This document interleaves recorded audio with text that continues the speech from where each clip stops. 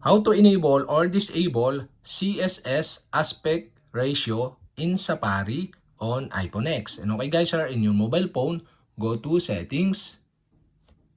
In settings, scroll down and go to Safari. In Safari, scroll down again and below, you can see the advanced. Okay, go to advanced. In advanced, you can see here the experimental features. Okay, go to this.